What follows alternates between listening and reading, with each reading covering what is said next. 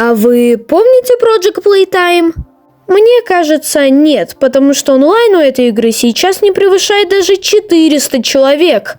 В данном видеоролике я расскажу, почему Project Playtime скатился и потерял свою популярность. Ладно, не буду долго тянуть, а мы начинаем.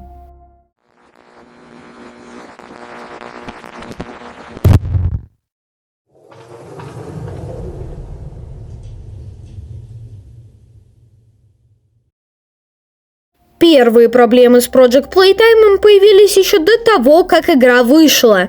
Выход игры был запланирован на 6 декабря, но, как вы понимаете, 6 декабря игра не вышла.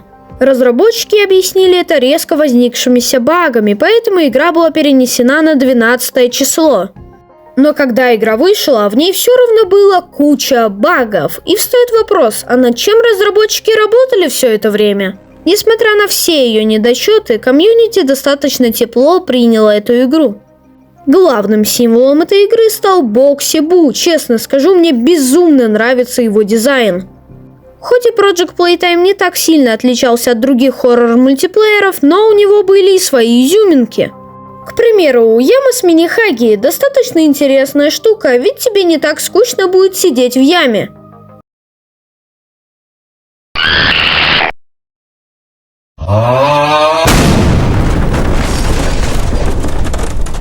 Также, чтобы игра не умирала, разработчики выпускали различные мини-обновления на День Святого Валентина, Пасху и так далее. В данных обновлениях разработчики фиксили баги, добавляли новые скины, а также они добавили новую головоломку «Лабиринт».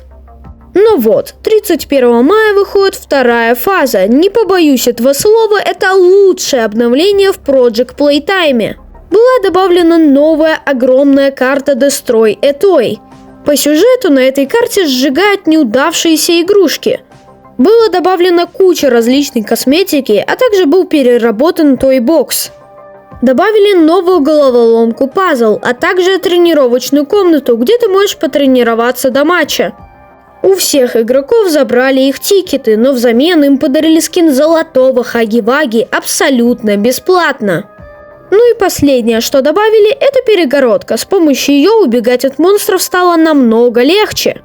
Безусловно, это успех. Никаких обновлений не было долгое время, онлайн очень сильно упал, но тут выходит злосчастная третья фаза.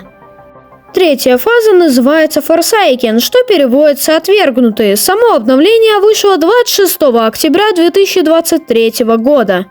По данному обновлению вышла куча тематических скинов, и они офигенные, тут я ничего не могу сказать. Также была добавлена новая достаточно большая карта Misfit Pit. Магазин был обновлен, теперь ты можешь купить любой скин, когда пожелаешь. Было добавлено 2 новых пункта – игра за специалиста и игра за монстра. Я считаю это одним из лучших нововведений в этом обновлении. Была удалена перекладина, из-за того, что с ней была связана куча багов, но нет бы эти баги пофиксить, но разработчики решили не заморачиваться и просто ее удалили.